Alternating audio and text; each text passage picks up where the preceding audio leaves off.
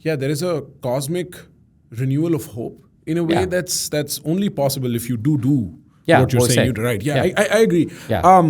And I'm wondering from this is a caricatured question. I want to ask it in a caricatured way because I feel like the possibility, the ceiling of what we are discussing is Yeah. so. Let me just check one thing. Yeah. I'm good.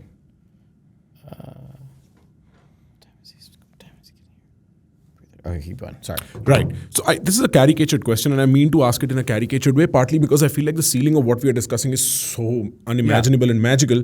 But can we use some version of this technology to bring dead people back to life? So we get asked that question a lot, Okay. right? And so, because we also do, because there is a cloning step of this. So do I think that, so we got to separate the could from the should. Yes, right? theoretically. So I'm not advocating that we would do this, or anyone should do this. Colossal draws a pretty clear line that we don't work on humans. So anything that has a technological, or even non-human primates. So anything that has a technological implication to humans, we do spin those out or license those because we want that under different governance. People already have enough weird conspiracies about us. So like the last thing I want is like people are like, oh, they're working. Like the last thing is I want to be working on mammoths, and then it's like Colossal comes up with cure for baldness, and people are like, wait, is that mammoth hair? Like I don't like people have weird ideas about us occasionally. Right. So I don't ever want that. That's fair. But in answer to your question,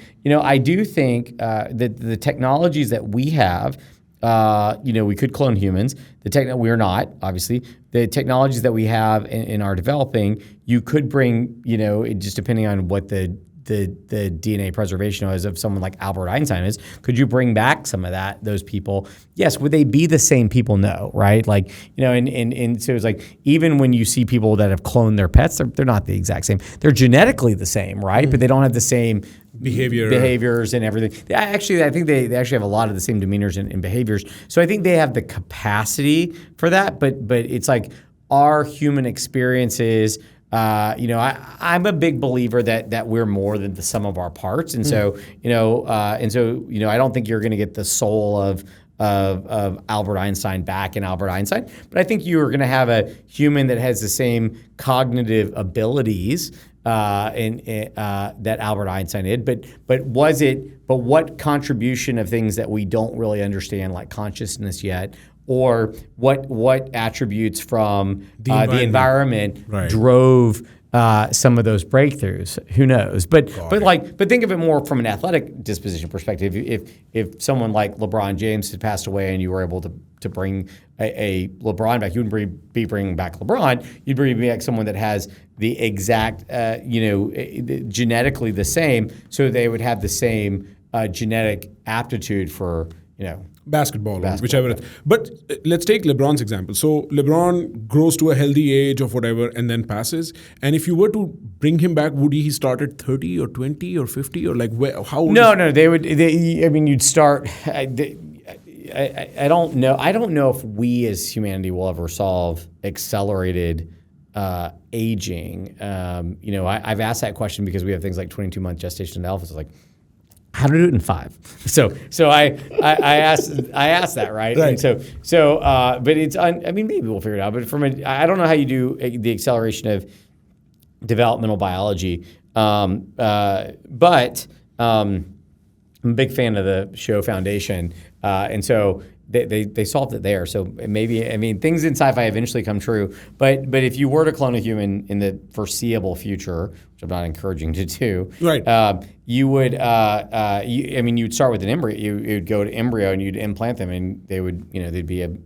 1-year-old, a 0-year-old. Okay, so they will start. As a baby. And so if I were to get cloned today, it would start from an embryo. Yeah, you'd have a like a son. Yeah. Well, I don't know if that's that at that point. Yeah, right? yeah. It's kind of scary. Yeah, it's kind of creepy. Yeah. Yeah, there is an element of creepy. And so you did mention disease resistance or something. But what's interesting though is what we think is creepy today could be changes tomorrow, right? Yeah. And so like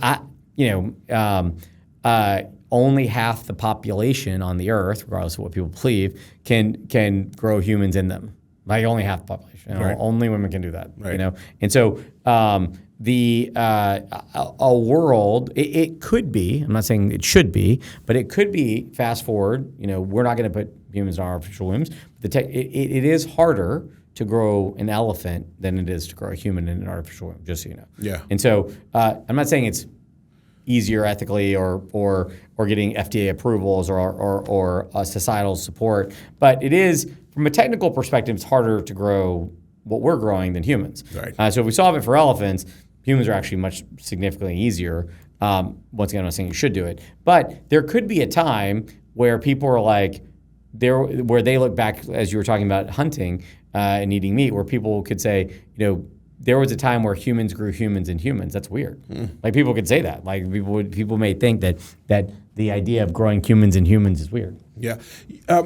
I completely understand the ethical part of it, and I just want to get to it in 1 second. I also feel like technology is a one-way train. Once the cat is out of the bag, whether you hold yourself back or whether your competitor. But we saw this. This was like, I don't know, 10 or 15 years ago. I don't know if you saw this, but this happened. There was a big revolt. Not revolt, too strong a word. There was a big pushback on facial recognition technology in Silicon Valley, where there were great startups that were not being funded on computer vision because at the time China was using computer vision, facial recognition technology to identify and segregate populations based on on ethnic and other factors, right? And so there was a backlash where people were like, we in America should not be funding facial rec technology. It's like, well, just because bad people do bad things with technology doesn't mean that technology is bad, right? And so what are all the other benefits that could come from it? And so I do think that this ethical dilemma that people sometimes put on the use of technology versus the technology stack is always very interesting to me. If you are interested in my conversation with India's best, then you can listen to us exclusively on Spotify also. There's a link in the description. Press it. Listen to us as you walk, as you're in the train, as you're driving, as you're working out, as you're flirting. You'll still like it.